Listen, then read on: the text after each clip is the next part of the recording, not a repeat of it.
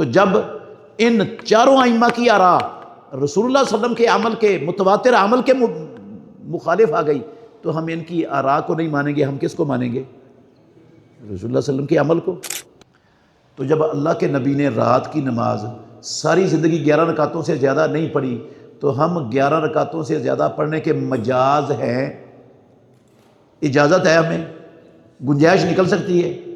اگر اس سے زیادہ رکعتیں پڑھنا کوئی نیکی کا کام ہوتا، اللہ کے تقرب کا ذریعہ ہوتا، ثواب ہوتا، اس کی دین میں اسلام میں گنجائش ہوتی تو سب سے پہلے خود محمد الرسول اللہ صلی اللہ علیہ وسلم یہ کام کرتے۔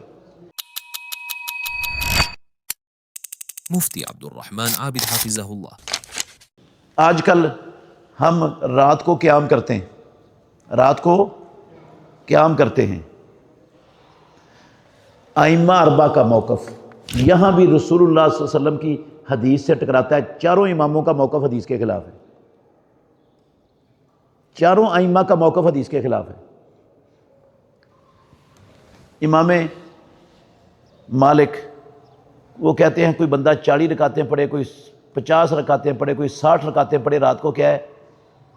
جائز ہے، جتنی مرضی پڑھ لو، نفلی عبادت ہے، اور نفلی عبادت کو جتنی مرضی کر لے، حرج کوئی نہیں ہے اس میں۔ امام ابو حنیفہ کی رائے ہے 20 رکعتیں پڑھ لو، 20 سے زیادہ نہیں پڑھنی۔ احمد بن حنبل کی بھی رائے ہے جتنی مرضی، جتنی چاہے پڑھ لو، 100 پڑھ لو چاہے 1000 پڑھ لو رکعت رات کو۔ امام مالک کا بھی یہ اسی طرح کی رائے ہے۔ یہ آراء زیادہ رکھتے ہیں قیام اللیل کی پڑھنے کی، یہ رسول اللہ صلی اللہ علیہ وسلم کے عمل کے مقابلے میں ہے، اللہ کے نبی کے متواتر عمل کے مقابلے میں ہے۔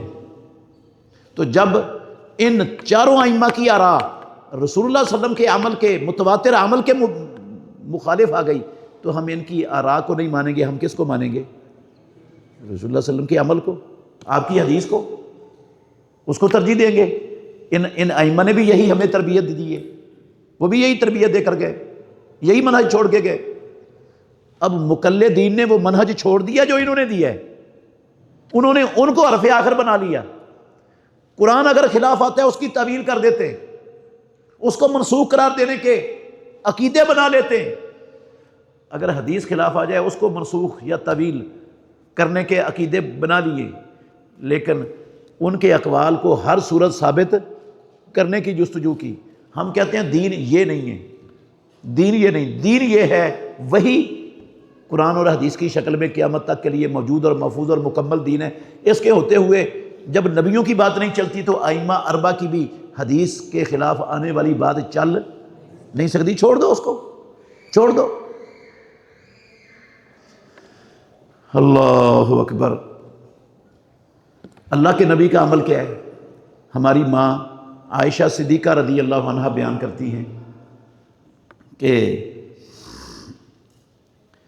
پوچھا ان سے ابو عبد الرحمن السلمی رحمہ اللہ نے، رسول اللہ صلی اللہ علیہ وسلم کی رمضان المبارک میں رات کو نماز کیسی ہوتی تھی؟ اللہ کے نبی کی رات کی نماز کیسی ہوتی تھی رمضان میں؟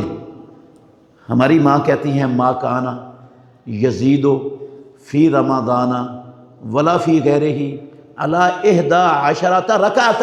محمد الرسول اللہ صلی اللہ علیہ وسلم رمضان ہوتا یا رمضان کے علاوہ ہوتا، آپ 11 رکعتوں سے زیادہ نہیں پڑھا کرتے تھے، نہیں پڑھتے تھے زیادہ 11 رکعتوں سے۔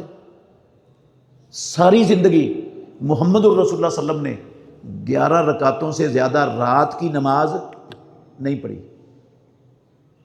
عبداللہ بن عباس رضی اللہ عنہما کی روایت ہے صحیحین میں 13 کا ذکر ہے۔ وہ جو 13 کا ذکر ہے اس میں وہ عشاء کے بعد والی 2 سنتیں ملا کر 13 بنتی ہیں۔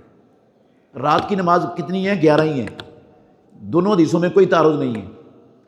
حضرت عبداللہ بن عباس رضی اللہ عنہما نے وہ عشاء کے بعد والی 2 رکعتوں کو شمار کر کے اللہ کے نبی کی 11 رکعتوں کو ذکر کر کے ساتھ وہ شامل کر کے کتنی بنائی ہیں؟ 13 ہیں، 11 ہی محمد الرسول اللہ صلی اللہ علیہ وسلم کی زندگی کا معمول۔ اور بعض لوگ ایسے بھی ہیں، بعض علماء ایسے بھی ہیں جنہوں نے فجر کی 2 سنتوں کو بھی اس رات کی نماز میں شامل کر کے کتنی بنا دی ہے؟ 15۔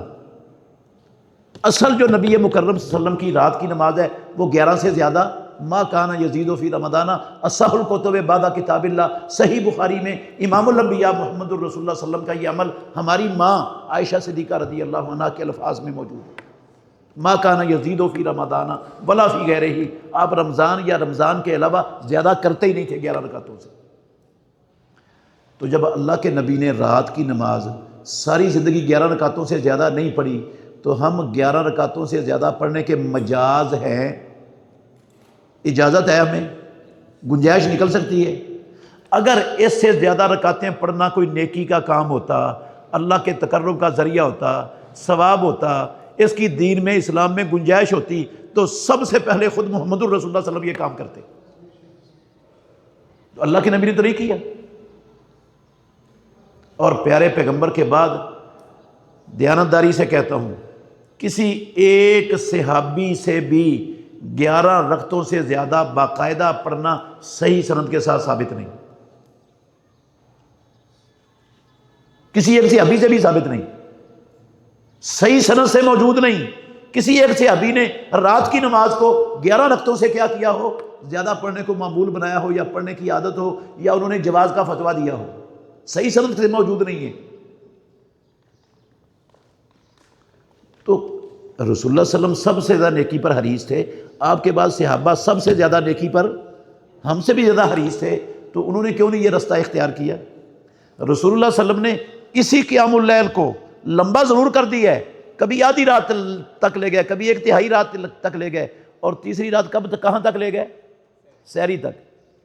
صحابہ کہتے ہیں حتی تخوفنا الفلاح، ہمیں خطرہ پیدا ہو گیا کہ سحری کا وقت ہی فوت نہ ہو جائے، تو لمبا کیا رسول اللہ صلی اللہ علیہ وسلم نے۔ اور آپ اس قدر ان رکعتوں کو لمبا کرتے تھے کہ آپ کے قدم سوج جاتے تھے قدم محمد الرسول اللہ صلی اللہ علیہ وسلم کے کھڑے کھڑے۔ آپ کو کہا جاتا اللہ کے نبی آپ کی اللہ نے ساری کمیاں کوتاہیاں معاف کی ہوئی ہیں، آپ اتنا لمبا قیام کیوں کرتے ہیں؟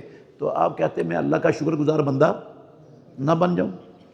تو اب ہم نے ائمہ کے اقوال کو امام الانبیاء محمد الرسول اللہ کے عمل پر پیش کیا، تو جب عمل پر پیش کیا ہمیں اللہ کے نبی کا صریحاً واضح عمل صاف الفاظ میں ملا کہ آپ اتنی رکعتوں سے زیادہ نہیں پڑھتے تھے۔ تو جنہوں نے زیادہ رکعتوں کے جواز کا فتویٰ دیا وہ اس حدیث کے خلاف ہونے کی وجہ سے قابل قبول۔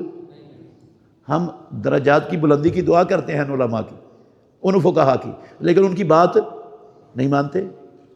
یہ ہے منہج فقہی اختلافی اجتہادی مسائل میں محدثین کا، یہی منہج تھا صحابہ کا رضوان اللہ، اور یہی منہج تھا ائمہ اربعہ کا، اور یہی منہج تھا ائمہ اربعہ کے آگے شاگردوں کا۔